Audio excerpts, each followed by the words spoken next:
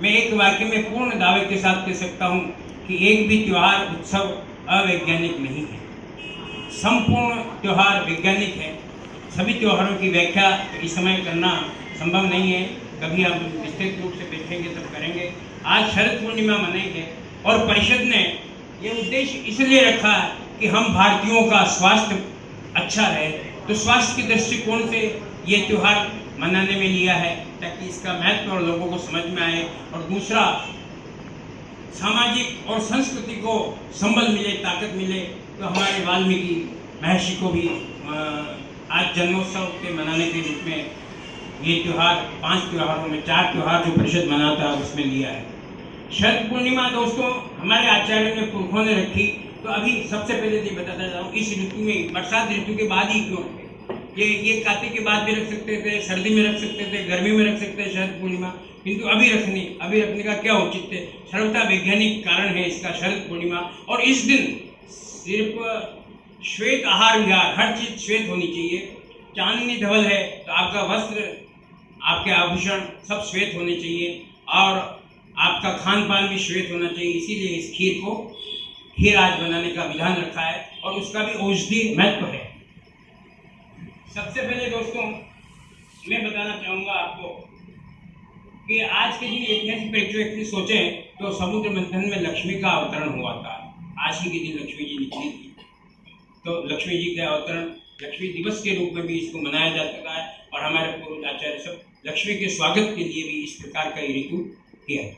तो प्राकृतिक दृष्टि से और स्वास्थ्य की दृष्टि से सोचें तो शरद पूर्णिमा इस ऋतु में इसलिए तय की कि अभी चंद्रमा प्रकृति का पृथ्वी के सबसे करीब होता है और अपनी षोडश कलाओं से परिपूर्ण होता है। तभी जाकर भगवान कृष्ण ने आज का दिन चुना और राधिका के और अन्य गोपियों के साथ वृंदावन में रास रचाया आज ही के दिन। ये हमारा सांस्कृतिक महत्व शरद पूर्णिमा का होता है। शरद पूर्णिमा का दूसरा महत्व, शरद आज के चंद्रमा की किरणों में वो शक्ति है, वो ताकत है जिसको हम अमृत के रूप में कह सकते हैं। और हमारे आयुर्वेद में ये सख्त निर्देश है कि जब भी आपको औषधि लेनी है शरद पूर्णिमा के बाद ग्रहण किया जाए। और प्रमाण में देता हूँ आपको, हमारे किसान जो पहले आज से 10 साल 15 साल पहले, आज औद्योगिक जमाना है, प्रतिस्पर्धा का युग है, इसलिए किसान हमारे पुराने नियमों का पालन नहीं करे, किंतु पहले भी शरद पूर्णिमा के पहले कोई फसल नहीं काटी जाती थी। शरद पूर्णिमा की जब किरणें उस फसलों में गिरती, उसके बाद फसलें काटने का काम होता था। इवन घास वगैरह भी इसके बाद ही काटी जाती है। तो हमारे आयुर्वेद में निर्देश है कि औषधियाँ जो ग्रहण करनी है तो शरद पूर्णिमा के बाद करनी, क्योंकि उन औषधियों में इस चंद्रमा की किरणें उसमें प्रभावित हो जाए, वो ग्रहण कर ले और वो वास्तव में औषधियाँ बन करके हमारे स्वास्थ्य को अधिक लाभ पहुंचा सके। इसलिए शरद पूर्णिमा के बाद ग्रहण करें। अब रहा साहब खीर का ही भोग क्यों लगता है, तो ये एक मैं वैज्ञानिक इसका विश्लेषण करूंगा कि आयुर्वेद कितना वैज्ञानिक था, या हमारे बुजुर्ग, हमारे पूर्वज, हमारे आचार्य कितने वैज्ञानिक थे। किस वैज्ञानिकता से उन्होंने सारे त्योहार स्पष्ट इसको व्यवस्थित किया है, इनको बनाया है कि बरसात ऋतु में अपन आम आदमी काकड़ी, मक्के इस तरह की चीजें खाते हैं जो पित्तवर्धक है, यानी इसी समय बुखार होता है। अधिक जो मौसमी बीमारियां फैलती है ये वर्षा ऋतु में, अगस्त में लास्ट में और अगस्त में बहुत ज्यादा फैलती है। उसका कारण काकड़ी, मक्की वगैरह जो भी कच्चा अन्न खाने से पित्तवर्धक होती है, पित्त को बढ़ाने के लिए। तो आचार्य ने सोचा कि यार पित्त बढ़ेगा तो इसको कैसे शांत किया जाए, और पित्त को शांत करने के लिए दूध सर्वश्रेष्ठ औषधि है। पित्त हराणाम क्षीरम सर्वश्रेष्ठ औषधम, ऐसा आचार्य ने कहा। तो उसने कहा यार हर आदमी खा तो सकेगा नहीं, तो इसका कुछ उपाय करो। तो उन्होंने कहा चलो श्राद्ध पक्ष रख दो। श्राद्ध पक्ष कभी गर्मी में भी रख सकते हैं, पुरुषों को याद करने का क्या मतलब है, कभी भी कर सकते हैं साल में, किंतु नहीं, इसके वर्षा ऋतु जाने के बाद ही तुरंत श्राद्ध पक्ष रख लिया। और श्राद्ध पक्ष में धूप किसकी लगेगी, खीर की लगेगी साथ। खीर तो हर घर में बनेगी बनेगी, खीर बनेगी तो सब घर वाले खाएंगे। आज पड़ोस भी बुलाते थे पहले, आजकल कम हो गया है क्योंकि मैं भी श्राद्ध में कहीं गया नहीं हूँ जी में। हाँ, तो पहले पूरे परिवार के परिवार बुलाते थे, आज आपके श्राद्ध में पूरा मोहल्ला आता था, वो आता था। तो उसका उद्देश्य ये था कि उस पित्त को शांत करना।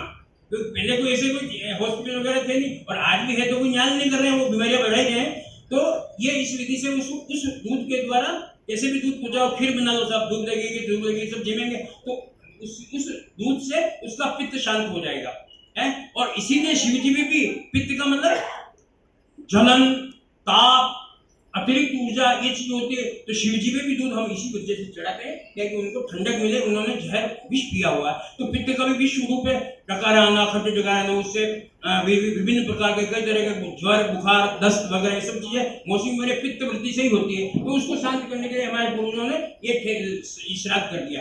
अब सोचा कोई नास्तिक हो, कोई दूसरी जात का हो, सनातन को नहीं मिलने वाला, कैसे क्या करे, तो उसको क्या, उसका पित्त शांत कैसे करें? तो क्या बच्चे कुचे हो, मान लो श्राद्ध में इधर उधर कहीं गया हो, नहीं पी सका खीर, तो एक शरद पूर्णिमा और तय कर लो।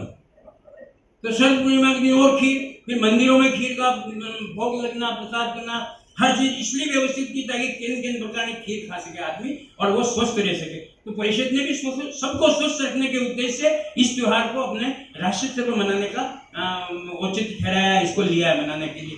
तो अच्छा, फिर अच्छा, अब ये सवाल आता है कि खीरी को, सर यहाँ सब बुद्धिजीवी बैठे हैं, बहुत छोटा आदमी, खीरी को लिया, लापसी भी बना सकते थे, सब पकौड़ियाँ भी निकाल सकते थे, खीर क्यों लिया सर? कि बरसात में जितनी भी औषधियां होती है सब बरसात में प्रस्फुटित होती है और शरद ऋतु ये पूर्णिमा आते तक परिपक्व हो जाती है और इतनी औषधियां जंगल में फलती फूलती उगती है कि गायें चरती है, पशु चरेगी, गाय भैंस वगैरह, उन सब औषधियों को खाएगी वो।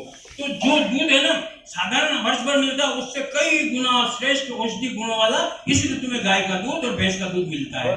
तो शरद पूर्णिमा अभी जाकर के तय करेगी। और इन किरणों की वजह से, शरद पूर्णिमा इन किरणों की वजह से नदी, नाले, समुद्र, जो भी जितने भी तालाब, पोखर वगैरह सब शुद्ध हो जाते हैं। तो ये इन सबका वैज्ञानिक कारण। अब दूसरा ये भी कहते हैं साहब, इसके दिन ये भी बताते हैं भगवान कृष्ण ने रास रचाया था और ये कहते हैं लक्ष्मी भी आज के दिन विचरण करने आती है। तो ये गणपति भाई साहब ने मेरे को कहा लक्ष्मी आती तो यार साहब आपके किवाड़ खुले रखना। मैंने कहा क्यों? कि लक्ष्मी आएगी। तो मैंने कहा आप भी खुले रखना। कि मैं क्यों रखूं? मैंने कहा आगे कृष्ण निकलेगी तो मेरे यहाँ